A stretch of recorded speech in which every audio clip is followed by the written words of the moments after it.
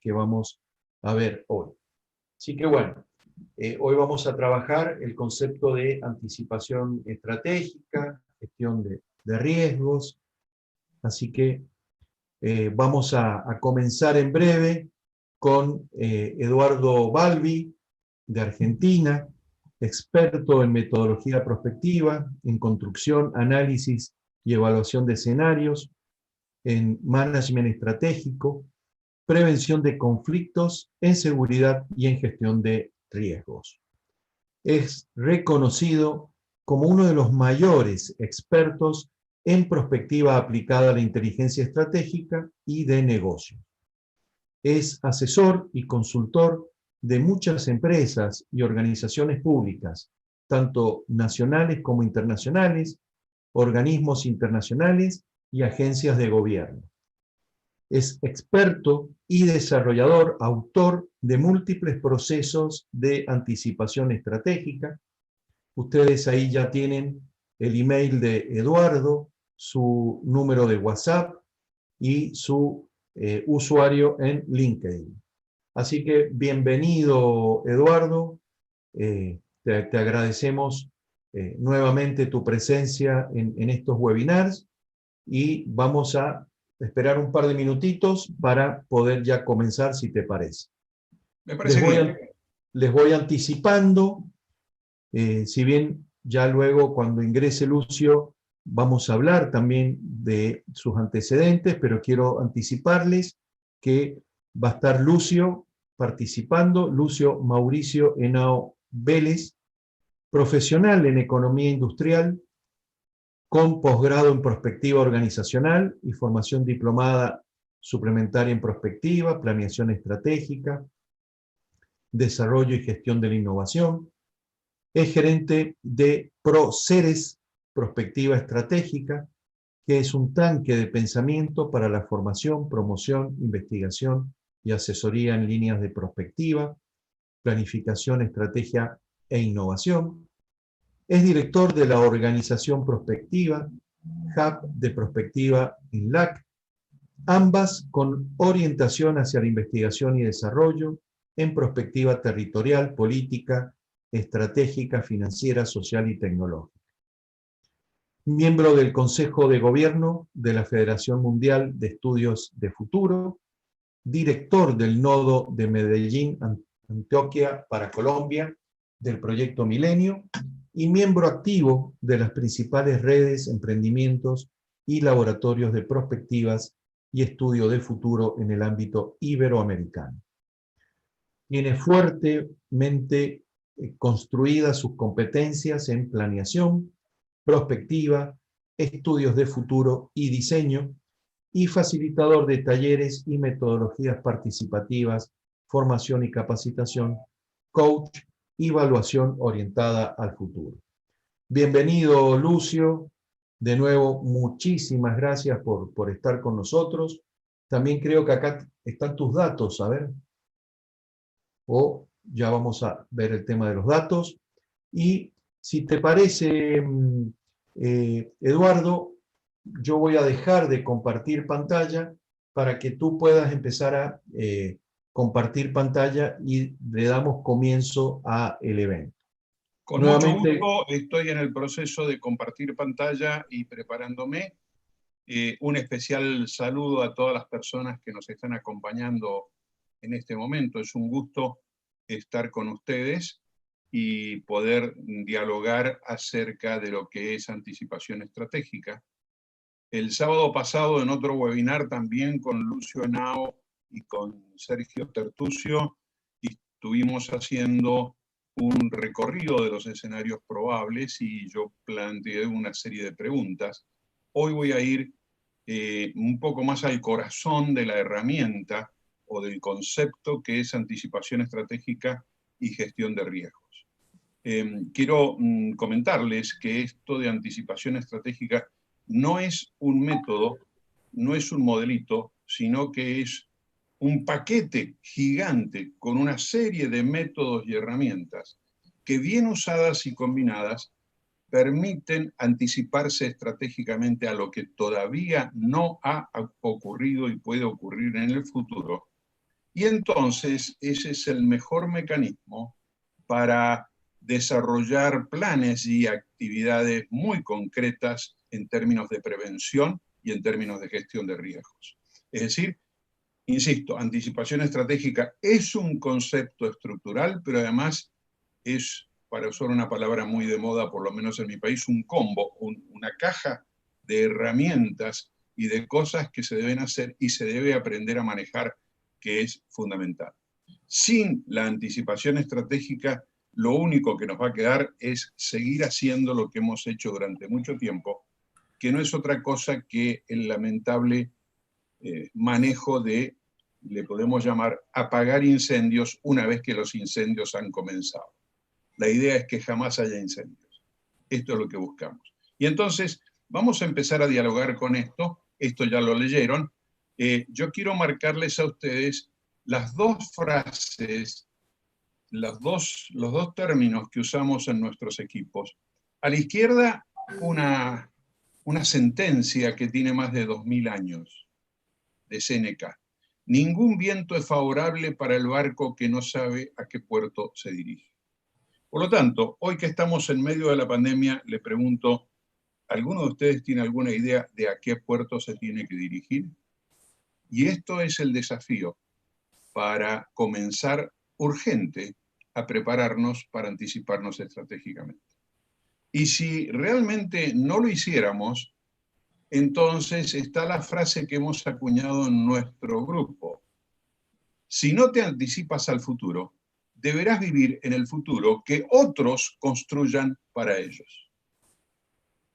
Dicho de otra manera, deberás sobrevivir en el escenario que el entorno creó y no en el escenario que tú has creado para beneficio de tus metas y de tus intereses.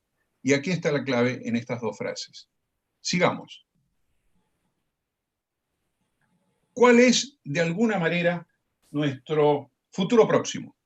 Y hemos puesto unas pequeñas cosas acá, unas pequeñísimas cosas, como para decirles a ustedes lo que ya hemos descubierto que va a pasar, sobre todo en la última. Acá hemos hecho una suerte de cronología temporal. 2019. En América Latina no teníamos la pandemia, pero con más o con menos la mayoría de nuestros países estaban en crisis económica y viviendo lo que podríamos llamar lo usual, lo acostumbrado, los problemas, las consecuencias, las limitaciones y demás. Pasa el tiempo y en febrero o marzo de este año aparece la pandemia. Y en marzo aparece la cuarentena. Y a raíz de la cuarentena, la economía se paraliza. Y entonces ahí surgió una pregunta, ¿cuáles son las expectativas? ¿Se acuerdan ustedes? Estamos hablando de hace 40, 45, 50 días atrás, no 5 años. ¿Se acuerdan las expectativas? Que sea corto, que no me toque, etcétera, etcétera, etcétera. Seguimos avanzando en el tiempo. Llegamos al periodo marzo-abril, ayer. Y seguimos con la pandemia, seguimos con la cuarentena. Comenzamos a enfrentar una crisis múltiple. Una crisis social, una crisis, en algunos casos alimentaria, una muy importante y creciente crisis económico-financiera, una crisis psicológica. Empezamos a sufrir los efectos del encierro prolongado. Y aparece entonces la gran pregunta, ¿y qué será del futuro? ¿Cuál es el futuro? Y ahí es donde realmente la respuesta está en comenzar a buscar cómo nos anticipamos estratégicamente para reconocer y conocer esos futuros. Vamos al momento actual y lo que viene inmediatamente, mayo-junio del 2020. ¿Vamos a seguir con la pandemia? Todo indica que sí. ¿La crisis va a ser mayor? Yo diría que en muchos rubros sí. En otros a lo mejor se atenúa y se frena. Y tenemos dos preguntas. ¿Qué pasará y qué cambiará? Y hasta el momento no tenemos respuestas concretas para eso. Y más allá de junio del 2020, no sabemos cuánto tiempo. Sí sabemos en el hoy y después que habrá nuevos escenarios, que habrá más interrogantes, que habrá muchos más riesgos, pero también muchas más oportunidades. Ahora, si no descubrimos cuáles son los riesgos y no descubrimos cuáles son las oportunidades que seguramente se nos van a presentar, entonces ahí sí estamos paralizados y no vamos a poder aprovechar ninguna oportunidad ni hacer una buena gestión de riesgo. Acá quiero aclarar y grabar, por favor, para todos, el nuevo concepto abarcativo del conocimiento. Nosotros decíamos conocimiento es el saber, los sabios, los gurúes. Bien, hoy el conocimiento, además de saber, es el saber hacer, la teoría y la práctica. Y el saber hacer amerita, es necesario que sea prácticamente la mitad de todo el tiempo que se dispone, tanto al saber como al saber hacer. Cuidado con esto. No solamente tenemos que saber, sino que tenemos que saber hacer lo que tenemos que hacer. Y ahí vamos a otros temas importantes. Recuerden esto entonces. Es el conocimiento del futuro cercano que tenemos que elaborar hoy, esta noche. Anticipación estratégica es la solución para las demandas estratégicas modernas: prevención, gestión de riesgo y balance estratégico. No me voy a demorar en esto porque son más que sabidas. Estas son las demandas, tenemos que prevenir. Y si no, fíjense ustedes en seguridad ciudadana, ¿qué nos está pasando en América Latina por falta de previsión? Entonces, esas demandas solo tienen solución a través de la anticipación estratégica continua. Señores, ahí está la solución. La anticipación estratégica es una necesidad insoslayable, no para el futuro, para hoy, para este momento. Y entonces vamos a intentar seguir con una pequeña definición que nos permita manejar este concepto. Le llamamos en nuestro equipo anticipación estratégica a la capacidad para analizar continuamente el futuro. Analizar continuamente el futuro y detectar anticipadamente los riesgos y oportunidades que cada futuro posible podría provocarnos, permitiendo de esa manera a los decisores, a los ejecutivos, decidir, planificar y operar en tiempo y forma para cumplir con los objetivos. Pero lo importante es analizar continuamente el futuro y detectar anticipadamente los riesgos y oportunidades que cada futuro posible podría provocarnos. En fin, con este concepto vamos a avanzar ahora. Si logro que la tecnología me haga caso. Ustedes saben cómo es esto. Ahí está. Manejamos dos niveles en la anticipación estratégica. Uno es el grado de anticipación estratégica. Podríamos definir en un sistema muy elemental: alto, medio o bajo. Y también la profundidad, es decir, cuando estudiamos nuestra situación y el entorno, ¿hasta dónde llegamos en el entorno? ¿Hemos estudiado lo que pasa en toda América Latina? ¿Hemos estudiado lo que pasa en África y en Europa o no? Y entonces, tanto el grado y la profundidad de la anticipación estratégica, el grado debe ser muy alto y la profundidad debe ser lo más amplio posible. Pero además esto se combina con lo que voy a explicar enseguida, que es fundamental, y por favor, conecten bien esto de la anticipación estratégica con lo que viene, con los tiempos estratégicos de análisis. Nosotros tenemos que aprender a manejar simultáneamente el cortísimo, el corto, el mediano y el largo plazo. Si queremos tomar decisiones para nuestras empresas, para nuestros ministerios, para nuestra familia, tenemos que pensar qué decisiones en el cortísimo plazo, pero también tenemos que pensar y tenemos que decidir qué cosas tenemos que hacer en el corto plazo, en el mediano y en el largo plazo. Trabajar con los 4 tiempos estratégicos estándar, que son estos, significa trabajar con un juego complejo que es simultáneo, que es totalmente interactivo lo cortísimo trabaja con lo mediano y viceversa, que están fuertemente vinculados y además, como si todo esto fuera poco, son secuenciales.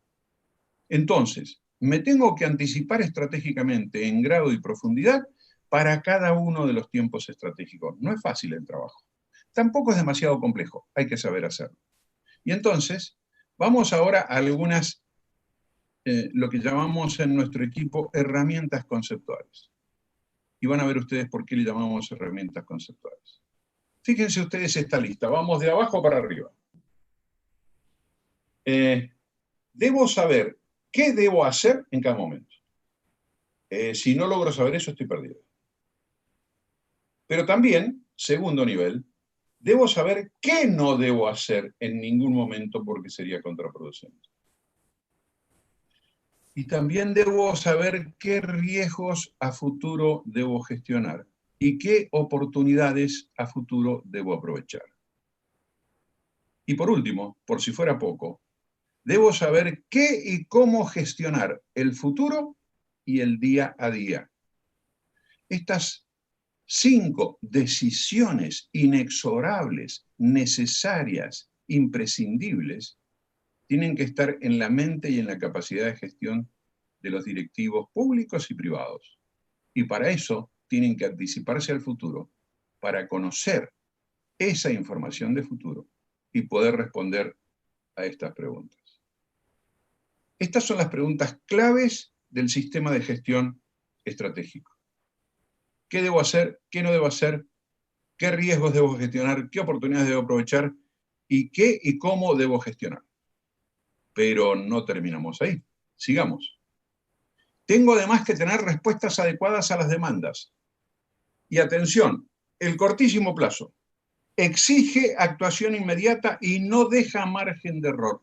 Ahí no nos podemos equivocar. Pero tampoco podemos demorarnos por las dudas. Es actuación inmediata. En el corto plazo, ya no es tan inmediato, pero es sin demoras y continuamente, y deja un margen muy pequeño para el error. Si nos equivocamos, vamos a pagar un precio muy alto.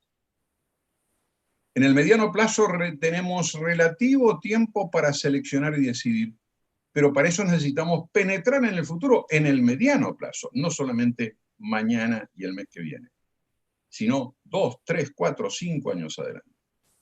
Y en el largo plazo, lo que tenemos que hacer es que pensemos y busquemos y obtengamos la información que obtengamos hoy. Tenemos que asumir que va a haber cambios y modificaciones en el tiempo. Por lo tanto, el largo plazo, de la misma manera el mediano plazo, deben ser revisados y actualizados continuamente. Y tenemos que tener respuestas para estos. Mi pregunta es, ¿en qué área de gestión, de qué organización pública o privada, tienen claras las respuestas que vimos en la placa anterior, que vimos en esta, y que vamos a ver en las que viene, en la placa que viene? Fíjense ustedes. Yo debo hacer y saber cómo se hace. ¿Se acuerdan? El conocimiento. Debo tener el conocimiento, pero debo saber cómo se hace. La elaboración y evaluación de escenarios de futuro. Si no hago eso, estoy perdido. La detección y evaluación de eventos de ruptura, los cisnes negros. La detección, evaluación y priorización de riesgos y oportunidades, el corazón de la anticipación estratégica para poder operar en términos de prevención y gestión de riesgos. Debo saber y saber cómo se hace el diseño y montaje de sistemas de alerta temprana. Debo saber y saber cómo se hace el diseño y puesta en servicio de un sistema de prevención. Y debo saber y saber cómo se hace la elaboración y aplicación de un plan estratégico de gestión de riesgos. Yo quería transmitirles esto porque estas son las claves operativas reales. Estas preguntas deberían estar bajo el vidrio de los escritorios de todos los ejecutivos.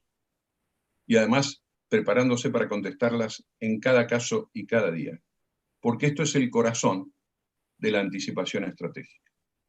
En nuestros equipos, como llevamos años trabajando en esto, hemos logrado desarrollar una caja de herramientas metodológicas. Y con esa caja combinada flexible que la trabajamos y la adaptamos a cada caso. Podemos hacer un planeamiento estratégico prospectivo. Podemos hacer un planeamiento estratégico prospectivo, pero para crisis y emergencias, donde el tiempo no abunda, por supuesto. Sabemos exactamente, y sabemos hacerlo, cómo se trabajan y se detectan y se evalúan y se crean los escenarios de futuro y los eventos de ruptura. ¿Cómo hacemos para detectar y evaluar los riesgos y oportunidades de esos escenarios? Sabemos, porque tenemos los diseños para montar los sistemas de alerta temprana. Sabemos cómo se analizan y evalúan las situaciones de conflicto. Sabemos cómo se analizan y evalúan las percepciones de los actores, porque, mis queridos amigos, toda la interacción humana es entre actores, entre seres humanos, y además cada uno de ellos, no desde la realidad, sino desde su personal y subjetiva realidad, que tienen que ver con las percepciones de cómo se ven a sí mismos y cómo ven el entorno y a los demás. Y lo más importante es que estamos en condiciones, porque lo hemos hecho y sabemos cómo se hace, el análisis y evaluación de escenarios psicológicos altamente críticos, como los que vamos a vivir dentro de muy poco y ya estamos viviendo, pero que van a ser muy importantes cuando empecemos a querer salir de la pandemia. Queridas amigas, queridos amigos, quería transmitirles esto. Les he dado una suerte de fórmula de temas que un ejecutivo moderno, serio y más en este caso, debe saber. Y debe tener respuestas y debe encontrar respuestas profesionales y científicas para ello. Realmente les agradezco mucho a todos ustedes el tiempo que nos han concedido para escucharnos. Muchas gracias. Bueno, muchísimas gracias, Eduardo. Y les pedimos a todos los que nos están acompañando, tenemos más de 60 participantes en sala, y les comento, Eduardo y Lucio, tenemos ya 23, 24 personas en estos momentos por YouTube.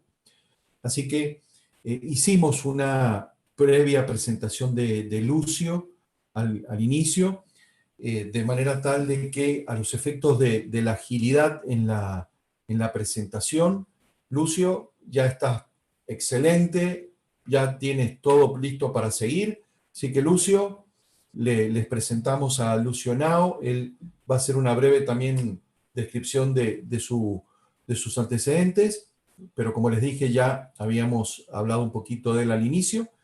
Y en honor al tiempo, Lucio, adelante, por favor. Gracias, Sergio. Gracias, Eduardo. Muy buenas tardes para todos. Vamos a hablar entonces en esta segunda parte del webinario de la anticipación a la acción por medio de la apropiación. A responder una pregunta que tenemos que hacernos y que ahora nos invitaba en parte Eduardo. ¿Qué debo saber para hacer? Lucio. Señor. Sí, si podés poner reanudar presentación, porque estás con el modo normal del PowerPoint. Más de PowerPoint, sí. Sí, disculpas.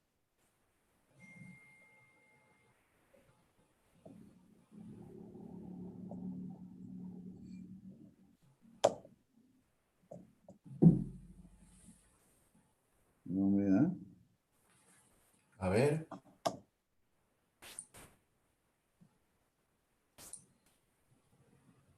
Ahí te pido, a ver, perfecto. Volvé a presentar pantalla, eso te pido, fíjate.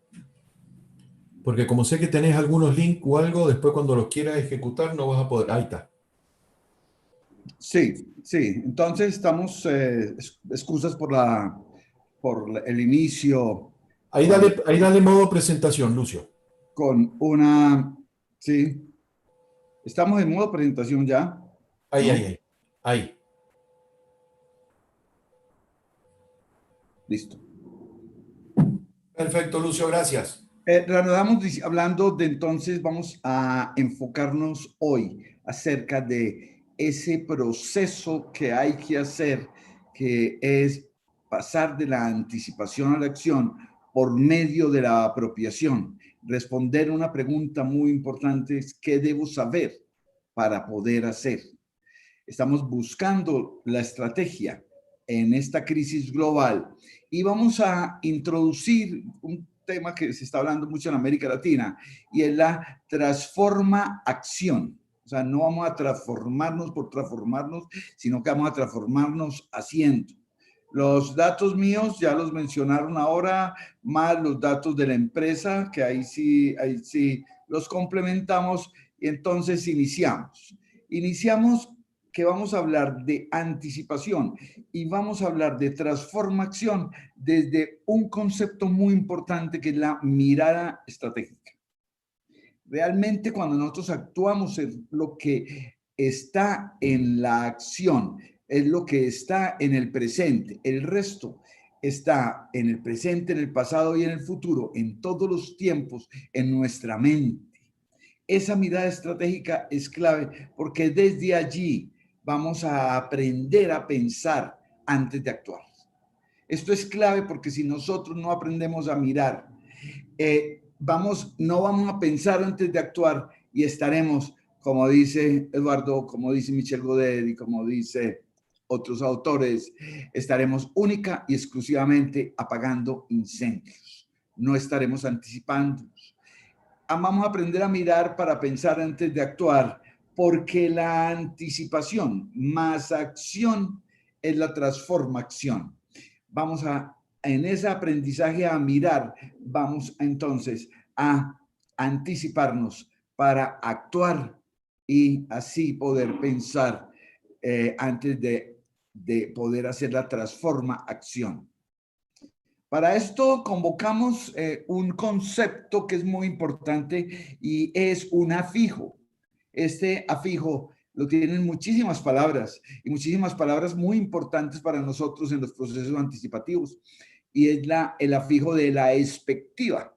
La expectativa es una mirada en forma crítica o reflexiva, pero con una intencionalidad concreta: actuar, hacer, emprender, muchísimas cosas, formar, y con esa intencionalidad, desde esa mirada en forma crítica, podemos hacer muchas cosas.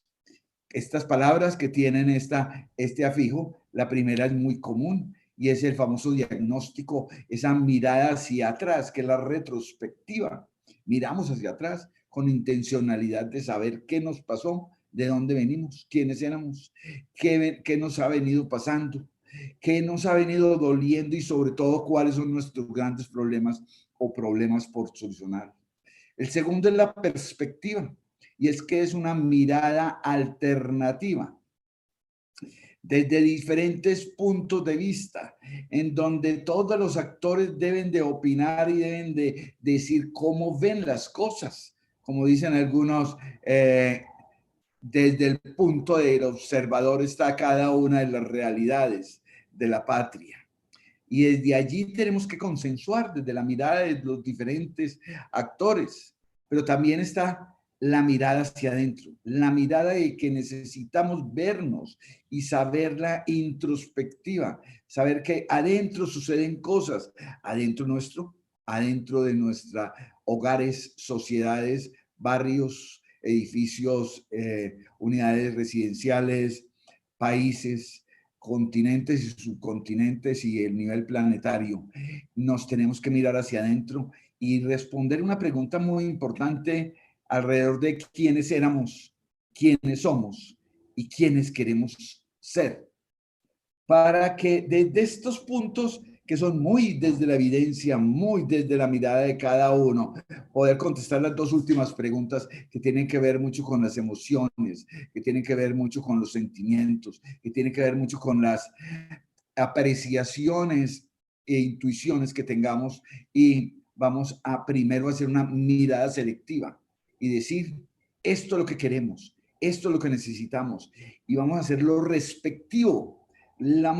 Vamos a hacer una mirada con respecto a algo que nos gusta, pero también debemos de excluir lo que no nos gusta. Debemos de hacer una mirada despectiva. Así, de esta forma, nosotros podemos abordar esa perspectiva, a mirar ese pro mirar, ese pro, esa protomirada, esa primer mirada, esa mirada impulsora, que son miradas reflexivas con intencionalidad de actuar en pro o a favor de promover, proponer, proactuar, proclamar, programar, progresar, transformación, transformar y mirar para la acción. De esta forma podemos embarcarnos en algo que me pareció muy curioso, y es la visión, la misión y los valores que tiene una gran empresa inglesa. Se llama Accordis, la mayor productora de sal, la segunda productora de pinturas, la tercera productora de muchísimas cosas. Está en 53 países y más de 70,000 empleados. Y solamente tiene una frasecita, una frase que dice: aquí está el todo de nuestra empresa. Aquí está la verdadera función y la verdadera ideología esencial de nuestra empresa. Y habla de que haga lo que dijo y diga lo que va a hacer.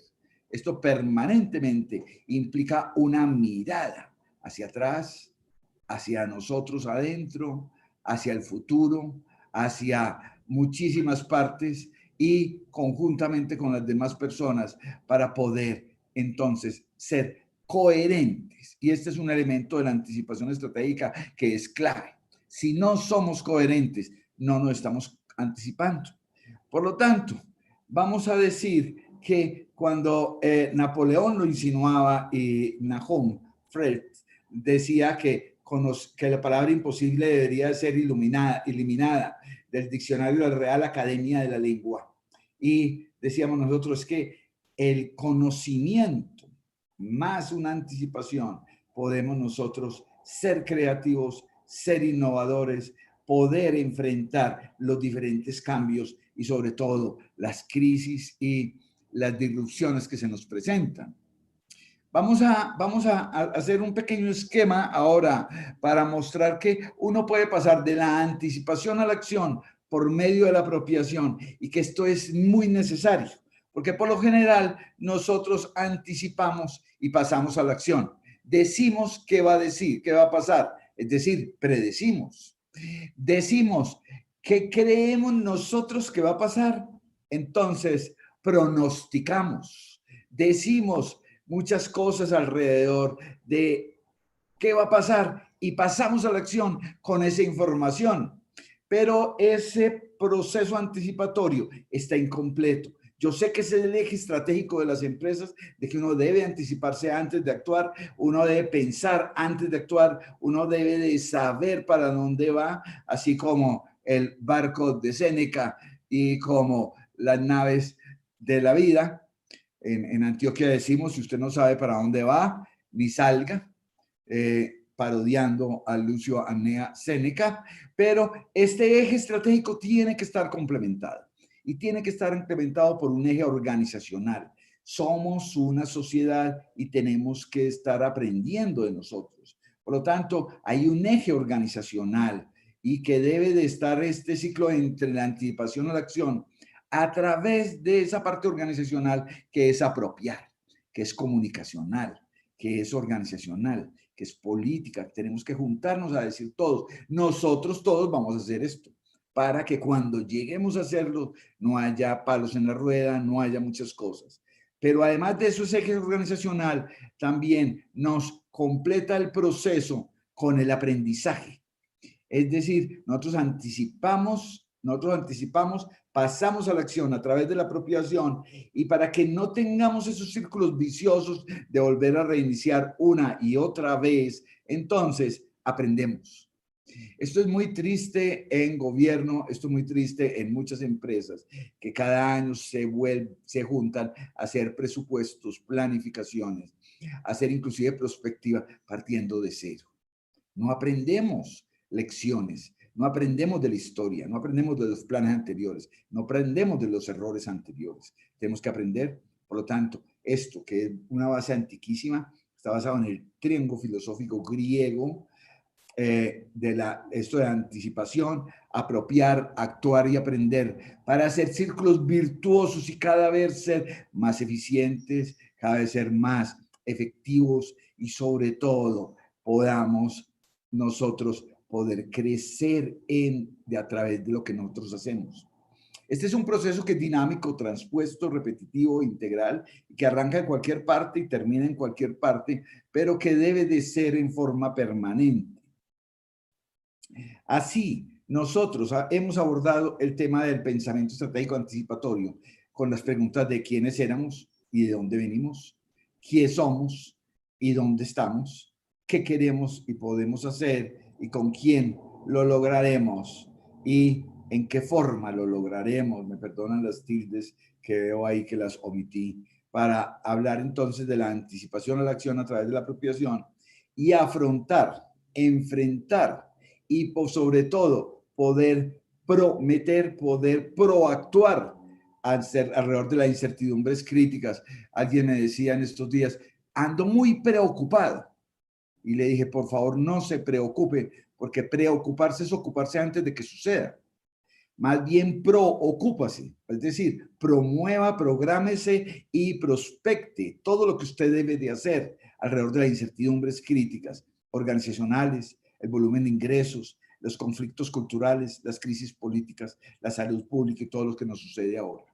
Hablando de herramientas, hablando del enfoque grande, vamos a recurrir a dos grandes procesos. Un gran proceso es el de Causal Layer Analysis de Inayatullah, de Sohail Inayatullah, que habla de que este es un análisis causal por capas, en donde lo primero que vemos, de lo primero que hablamos es de datos e indicadores, pero nosotros solamente vemos eso, tantos muertos por cada millón de infectados o tantos muertos por cada 100,000 habitantes o tantos muertos en X días o tantos infectados en tantos días, solamente son datos e indicadores. Y desde ahí no podemos hacer todo el análisis y todo el diagnóstico. Tenemos que hacer todo el análisis y todo el diagnóstico en una forma profunda. Entonces tenemos que ir también a las causas y a las causas sistémicas.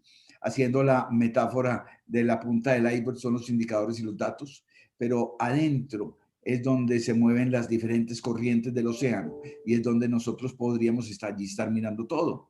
Entonces hay unas causas sistémicas que lo causa, cómo entra, cómo se transmite, cómo somos todos parte de una gran población global.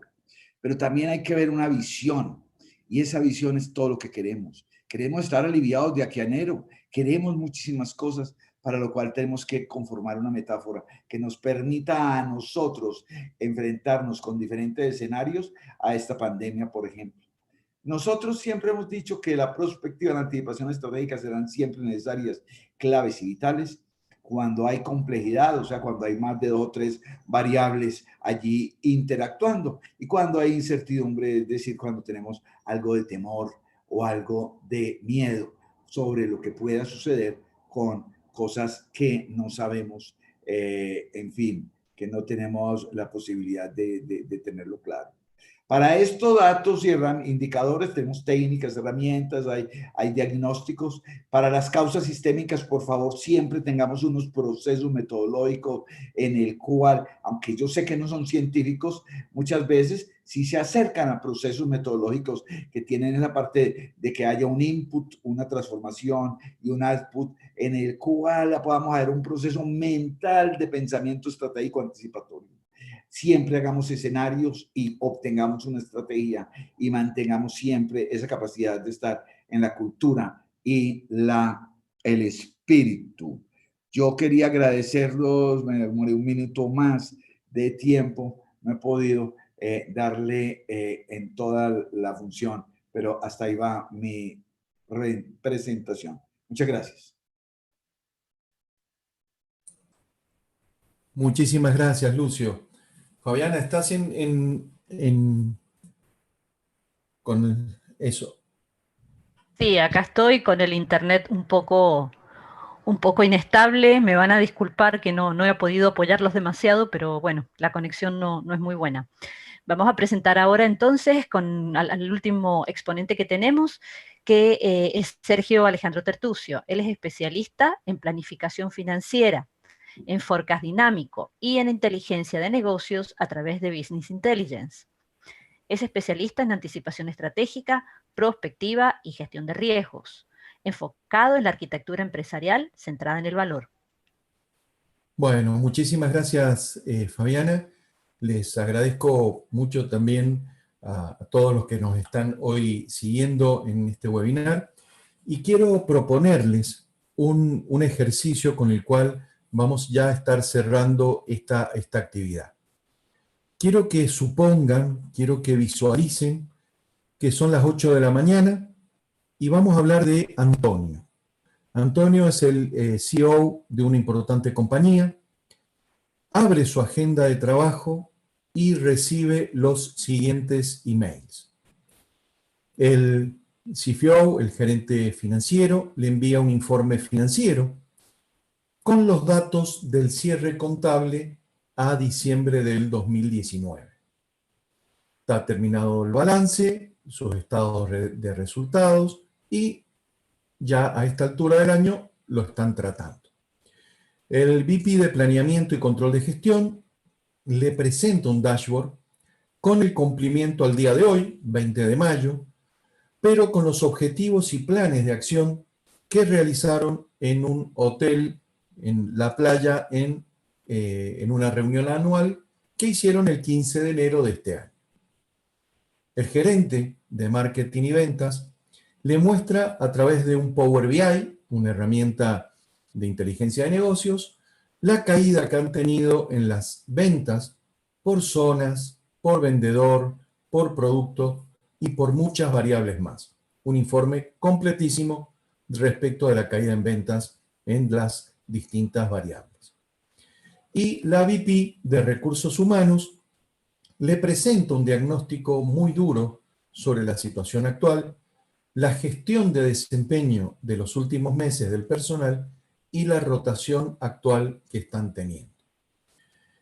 Ustedes se han podido visualizar, se lo han podido imaginar a este señor Antonio, este CEO, pero también les pido que piensen que Antonio tiene que tomar decisiones fundamentales para la empresa dentro de un par de horas. Y estos son los últimos insumos que él ha recibido para poder tomar decisión. Por otro lado, les voy a pedir que pensemos, visualicemos, imaginemos otro escenario, ya no a las 8:30 de la mañana, sino a las 9:30 de la mañana, y vamos a hablar de Mariana. Mariana es la CEO de una importante compañía, al igual que Antonio. Ella practicó tenis bien temprano y se dispone a ver su agenda de trabajo y recibe los siguientes emails. El CFO le envía un forecast financiero con las proyecciones a diciembre del 2020. El VP de su SENAE, su Centro de Anticipación Estratégica, le presenta un dashboard dinámico con los objetivos fijados a través de una gestión de resultados y el grado de avance de cada uno de ellos. El gerente de marketing y ventas le muestra, en este caso, también un Power BI, una herramienta de inteligencia de negocios, pero le muestra las alertas tempranas sobre los cambios que están encontrando en el comportamiento de los clientes. El VP de tecnología le muestra a través de OKR, es decir, en indicadores, claves de resultados, objetivos claves de resultados, la evolución que está teniendo hoy todos los proyectos de innovación. Y la VP de Recursos Humanos le presenta el avance del plan de mejoramientos de competencia del personal, por ejemplo digitales, a Mariana. ¿Por qué? Porque Mariana, al igual que Antonio, tienen que tomar decisiones fundamentales. Ambos se encuentran en un escenario en donde en un par de horas deben tomar decisiones fundamentales para el presente y futuro de su empresa. Acá tenemos las dos historias. Tenemos la de Antonio, la tienen a su derecha, y tienen la de Mariana a su izquierda. La pregunta es, ¿Cuál de las dos historias es la que nosotros queremos atravesar? ¿Qué queremos ser? ¿Antonios o queremos ser Mariana? ¿Qué queremos en nuestra empresa? Esa es la pregunta fundamental. Eduardo, Lucio han explicado brillantemente los conceptos, lo que hay que hacer, y yo simplemente estoy enfocándome en una historia que tal vez sea mucho más común la de Antonio que la de Mariana. Por eso les quiero hacer una pregunta y a través de distintos ítems vamos a ir progresando. Para ustedes, ¿quién va a tomar las decisiones correctas? ¿Antonio? ¿Mariana? ¿El CEO que está mirando el presente o el CEO que está mirando el futuro? ¿El CEO que está midiendo el pasado o el que está anticipando el futuro? Cada una de estas preguntas, imaginemos el resultado, la respuesta. Los VP y gerentes que están castigando lo que ya pasó o están corrigiendo lo que se está haciendo. ¿Estamos innovando realmente o solo nos estamos encargando de hacer una cosmética en nuestros productos y servicios? ¿Estamos realmente generando una cultura colaborativa y de aprendizaje? ¿O estamos haciendo una cultura por lotes, por brotes de intención que a veces tenemos en la empresa? Y algo que es muy importante, ¿estamos entendiendo e imaginando al cliente o estamos intentando seguir manipulando al mercado? Estas preguntas son fundamentales. Y como muy bien lo dijo Eduardo al principio y Lucio después, tenemos que tener un propósito transformacional. Debemos tener una gestión de anticipación. No hay opción. No podemos seguir con herramientas tradicionales trabajando en un nuevo entorno que aún hoy está más profundizado de lo que era hace un par de años atrás. Tenemos que lograr una gimnasia, como dijo Eduardo, un hábito de permanentemente generar escenarios exploratorios con consistencia. No solo predecir, sino realmente una generación de escenarios exploratorios convincentes. Y liderar toda esa gestión y ese trabajo de escenarios exploratorios con escenarios apuestas, generando mercados que sean divergentes. Tenemos que crear nosotros el futuro. Tenemos esa oportunidad, esa maravillosa oportunidad que nos da estos nuevos cambios, nuevas tendencias para liderar estos escenarios de apuesta. Con procesos reales de agilidad e innovación. Por eso es necesario que en las empresas implementemos urgente lo que denominamos CENAES, Centros de Anticipación Estratégica. Las áreas, las gerencias, las VP de planeamiento y control de gestión deben migrar urgentemente a centros de anticipación estratégica, porque es la forma en que vamos a poder llevar adelante la gestión de resultados de la empresa. Y hablamos mucho del talento humano, indicamos intenciones, pero realmente tenemos que entender que la gestión humana se va a desarrollar, se va a profundizar en redes colaborativas y de aprendizaje. Y para poder tener gestión humana en redes colaborativas y de aprendizaje, debemos tener todo lo que hemos visto en el día de hoy, tanto con Eduardo como con Lucio en esto. ¿Para qué? Para poder tener una gestión de riesgo en forma seria y profesional. Por eso quiero agradecerles. Con esto queríamos cerrar el evento de hoy. Y piensen siempre en Antonio y en Mariana. Pónganle el nombre que quieran. Pero ¿qué queremos? ¿Queremos una empresa de Antonio o la empresa de Mariana? ¿Qué es lo que queremos en nuestras organizaciones? Bueno, nuevamente muchas gracias.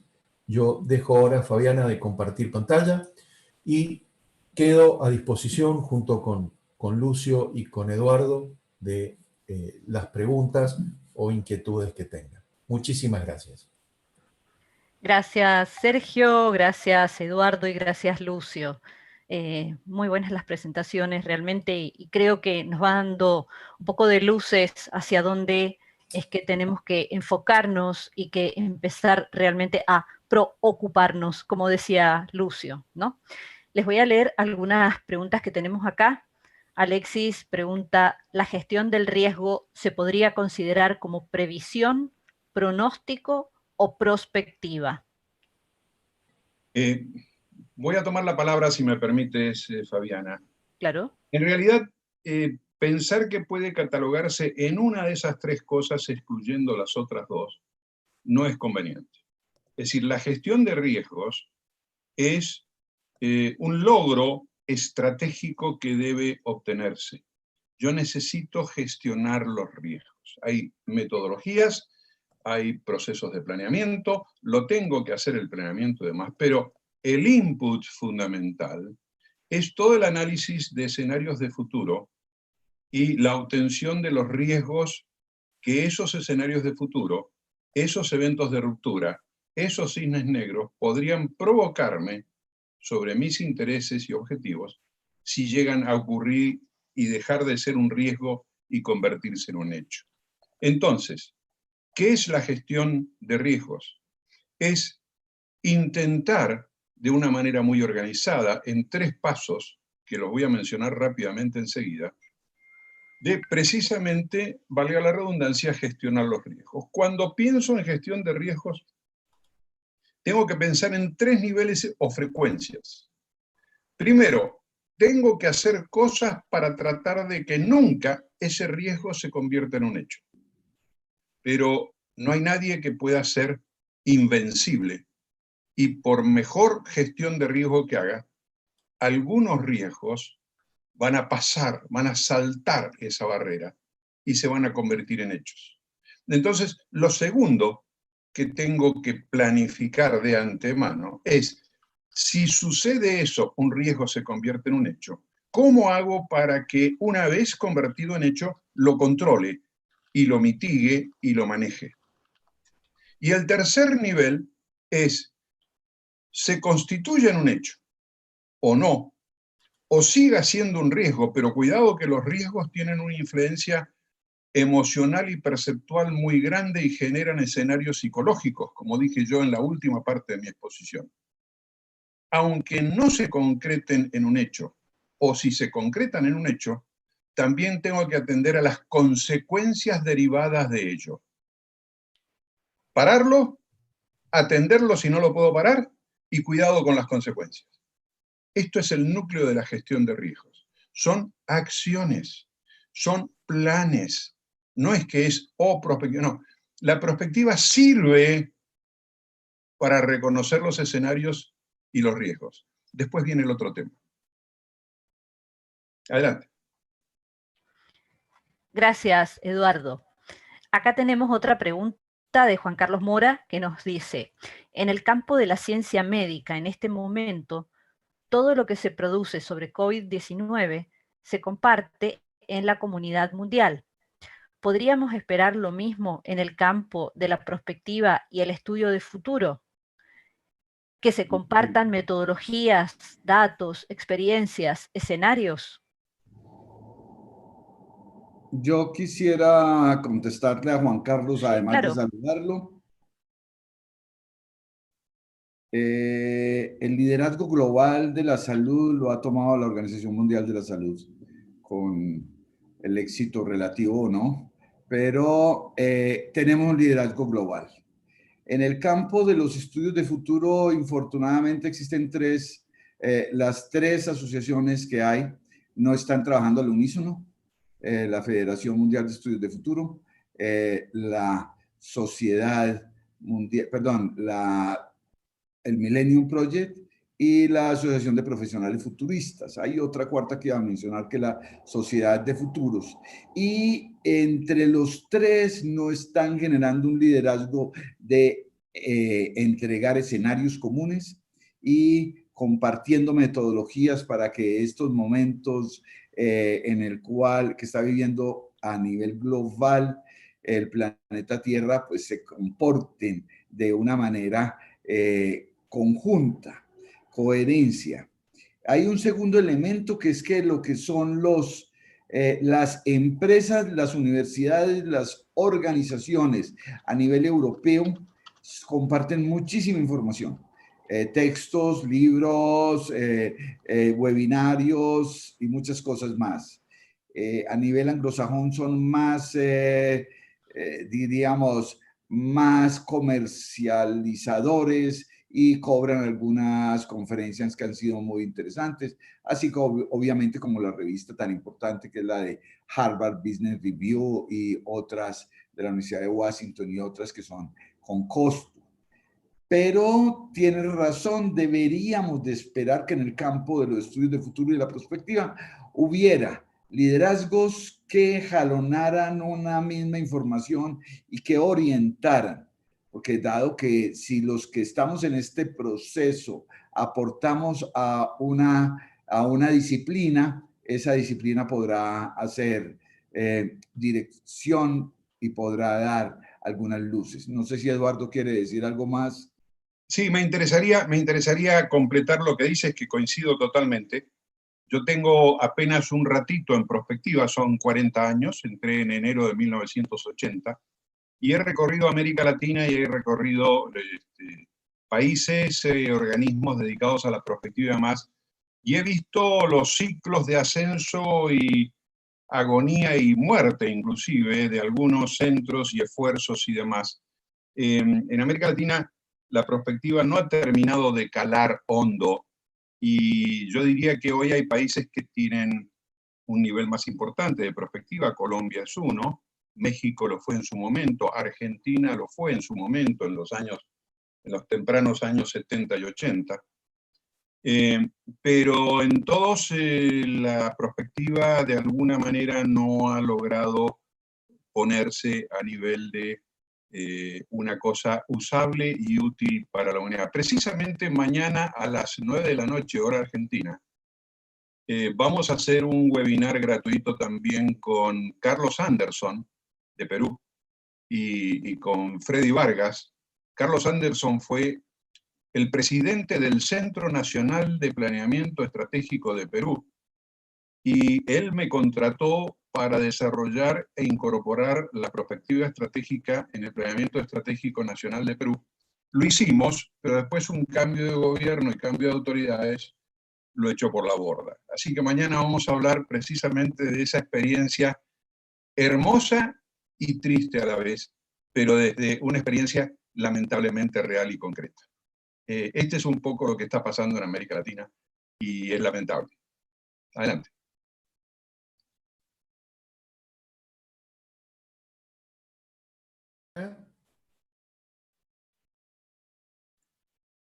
Bueno, continuamos con las preguntas que hay en nuestro chat. Y Jorge Cardich, tanto Eduardo como Lucio, nos pregunta, ¿qué escenarios prevén para la educación post-COVID? No sé si quiere tomar, Eduardo. Sí, me gustaría tomar, porque esto lo hemos hablado con Jorge Luis Cardich en algún momento y me parece bueno socializarlo. Primero tenemos que volver a los orígenes de los sistemas de educación en Occidente y en América Latina. Nosotros tenemos que considerar dos sistemas de educación. El sistema formal, la escuela primaria, secundaria, terciaria, universitaria. Pero también tenemos que desarrollar y prestarle mucha atención al otro sistema de educación que funciona en paralelo y no siempre coordinado con el que acabo de mencionar. Y es lo que algunos sociólogos alemanes hace muchísimos años, allá a mediados de la década del 30 del siglo XX, le llamaron la transmisión de cultura.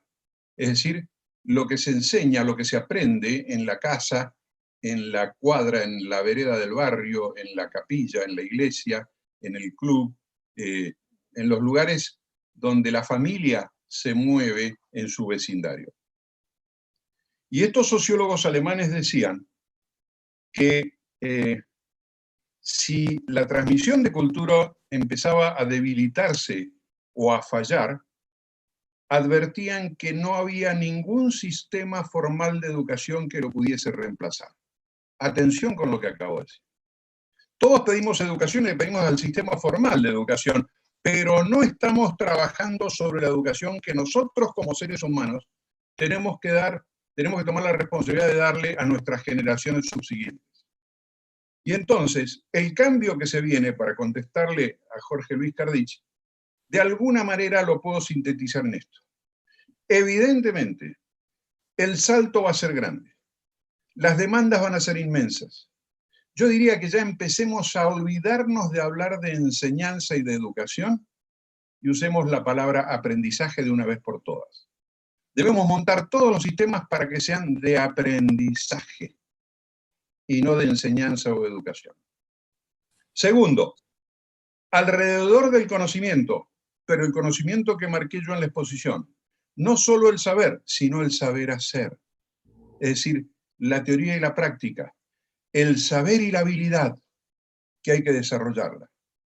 Y tercero, evidentemente, vamos a ir dejando paulatinamente, no sé a qué velocidad, la educación presencial formal y con horario, y vamos a ir a otro sistema de aprendizaje, que incluso para los que no son niños ni adolescentes, estoy hablando de los 25 años para arriba, va a ser verdaderos sistemas de educación continua. Yo me atrevo a decir que seguir insistiendo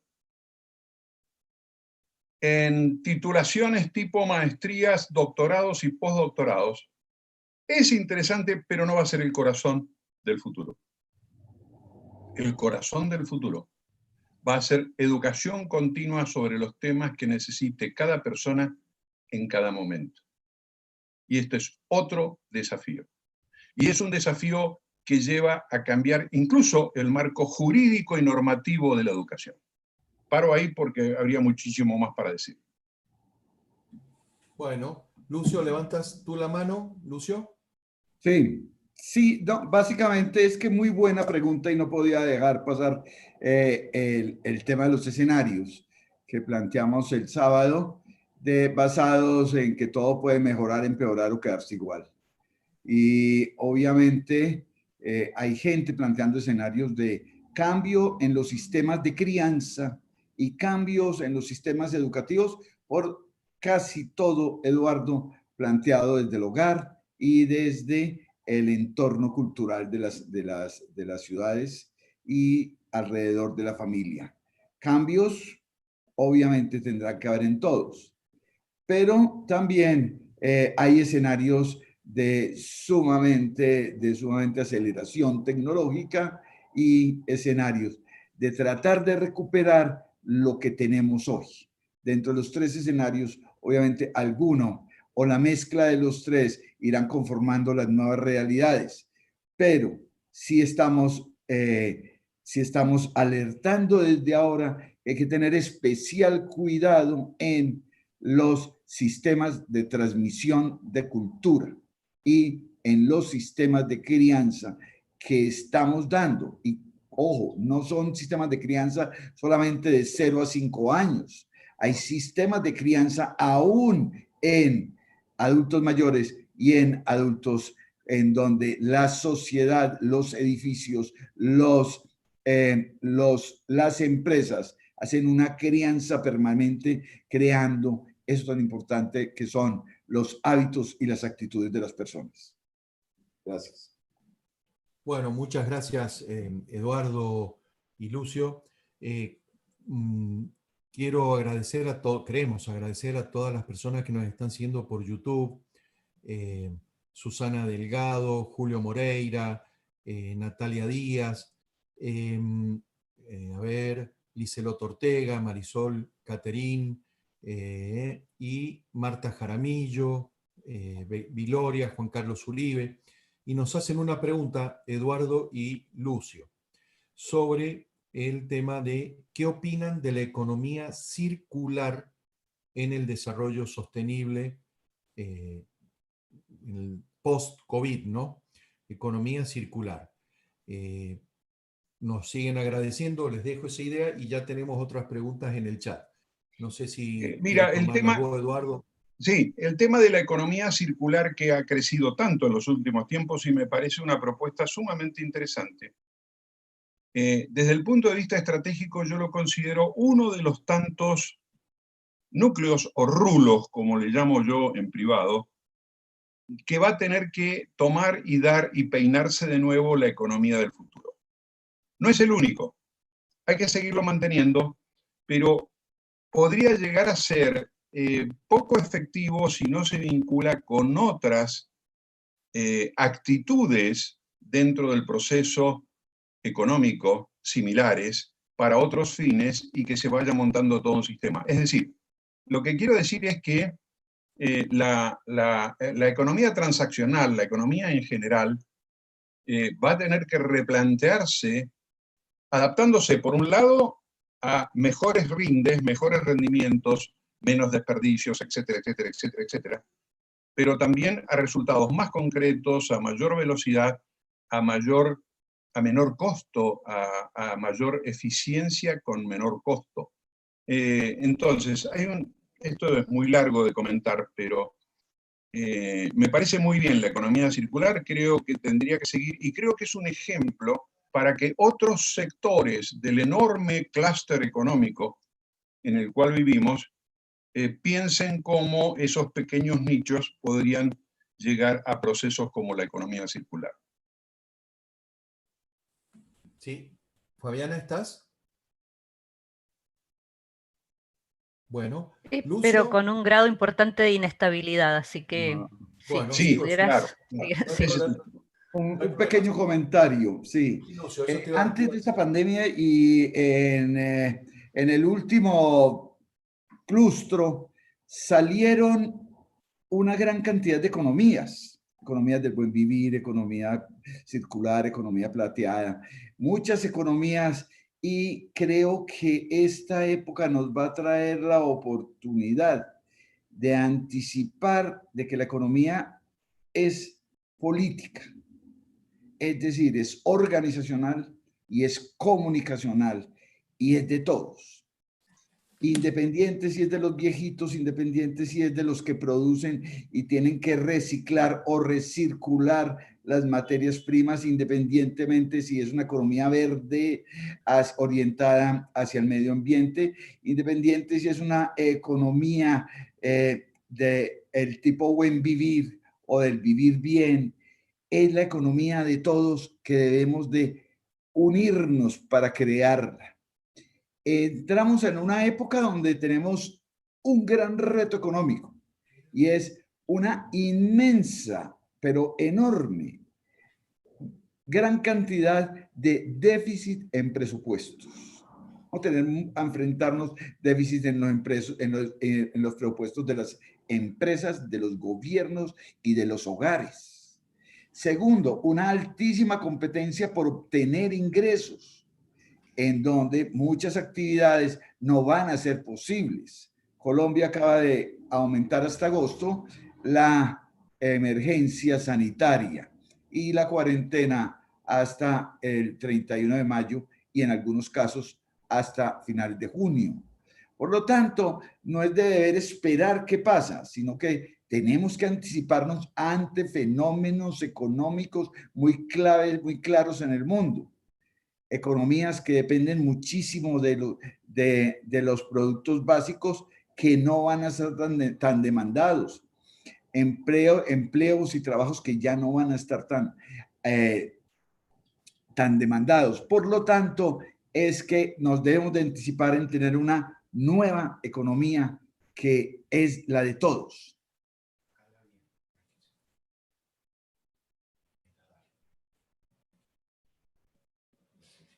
Gracias, Lucio. Tenemos la verdad que un montón de preguntas, pero dado la hora no vamos a poder responderlas todas. Vamos a comentar una más. Te escucho muy bajo, Fabiana. Sí, estamos con algunos temas con internet. Les decía que tenemos un montón de preguntas por acá, por YouTube. Vamos a poder comentar, vamos a tomar una más, porque realmente en honor al tiempo. Vamos a ver, comenta acá Juan Carlos Mora, ¿tienes esos cambios que se ven venir y están sucediendo la motricidad para generar una nueva normalidad? Yo no le llamaría normalidad a lo que va a venir, sino que creo que durante un tiempo bastante prolongado deberíamos usar el término de una nueva dinámica que va a ser bastante saltimbanqui, si me permiten el término tan antiguo, pero no de normalidad, sino de casi una vida de entrar y salir, de asomar la nariz y volverla a sacar de crisis y de cosas concretas, urgentes, emergentes, etcétera, etcétera. Yo creo que, si ustedes me preguntan a mí, yo diría que de los tiempos estratégicos que marqué, cortísimo, corto y mediano plazo como mínimo, no sé el largo plazo, de normalidad ni la piensen. Vamos a vivir en un mundo, como digo, extremadamente dinámico, extremadamente cambiante, extremadamente por momentos agresivo, pero además en un grado muy inestable de crecimiento y de aflojada de la incertidumbre hacia el futuro. Entonces, nos vamos a tener que acostumbrar a vivir allí y a poder sobrevivir a pesar de eso. Yo creo que esta es la dinámica, no pensar si pensamos en la normalidad, nos va a ir mal. Y creo que vamos a sufrir mucho. Así que tenemos que ponernos las pilas, por decir así, para acostumbrarnos a vivir casi como cuando uno hace un poco de rafting en los ríos de montaña, es decir, arriesgarse a todo eso. Creo que va a ser nuestra vida de aquí en más por varios años. Adelante. Ok, gracias. Sí. Estimado Juan Carlos, es muy importante esa pregunta. Como dice Eduardo, la normalidad se acabó. Pero no sé si te estás refiriendo a esa escuela del Pacífico que está hablando de los tiempos postnormales y que se apalanca en la época VICA por sus siglas de volátil, incierto, complejo y ambiguo, que son estos tiempos. Y para enfrentarlo, ya hablan de que hay unos cambios que ya se están dando y obviamente se dan en todos los ámbitos: educación, tecnología, política, economía y demás. A mí no me choca lo de los tiempos postnormales, pero está enmarcado dentro de una corriente de pensamiento futurista o de pensamiento de estudios de futuros que le quita, o mejor dicho, evoluciona la normalidad. Pero definitivamente no estamos en nada normal. Gracias, Lucio. Bueno, yo les voy a presentar vamos a ver. Les voy a presentar entonces nuestras próximas actividades. Entonces, recuerden que estamos trabajando con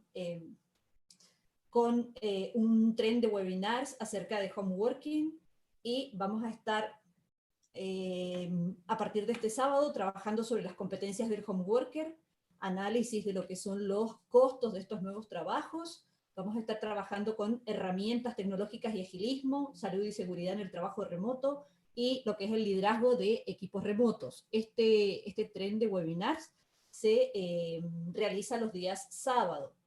Y también vamos a iniciar con un nuevo tren de webinars los días miércoles, donde vamos a estar abordando los puntos de procesos.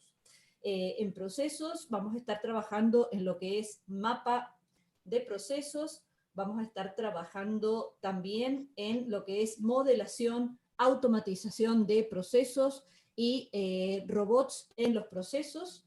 Eso lo arrancamos el miércoles de la próxima semana. Y esperamos entonces que se sumen con nosotros a estas actividades. Además de eso, recuerden, estamos trabajando en artículos en el blog, pueden ver estos webinars a través de lo que es IFADESA TV, y también estamos con nuestros lanzamientos de cursos, ¿sí? Los cuales también pueden ser vistos o accesados a partir de nuestra página web. Así que esperamos que hayan disfrutado de esto, tanto como nosotros fue el escuchar a estos tres disertantes que tuvimos, que la verdad, excelente los tres. Y bueno, esperamos que sigan sumándose, ya sea a través de Zoom o a través de YouTube, las transmisiones que estamos haciendo en vivo. Les voy a dar ahora, les voy a abrir los micrófonos para que se despidan. Entonces, perfecto, muchas gracias, Fabiana. Soy Eduardo Balbi, les agradezco infinitamente a los que han estado intercambiando y haciendo preguntas buenísimas y las que nos han quedado por responder. Les agradecemos mucho y espero que lo que hemos dicho con Sergio y con Lucio.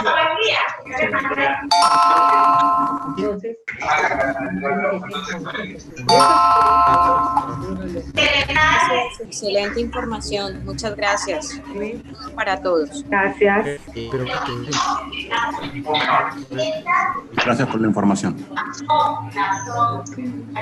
Gracias a todos.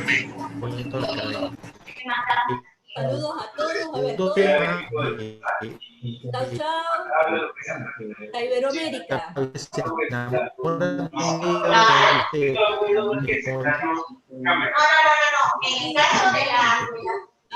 todos los que nos están siguiendo desde allí. Saludos a todos y esperamos.